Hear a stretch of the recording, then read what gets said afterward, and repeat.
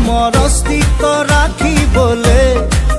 এই বেদী বান্ধি মন নিজকে নবচালে নুৰব অসমীয়া অসমতে সকলোৰে সপোন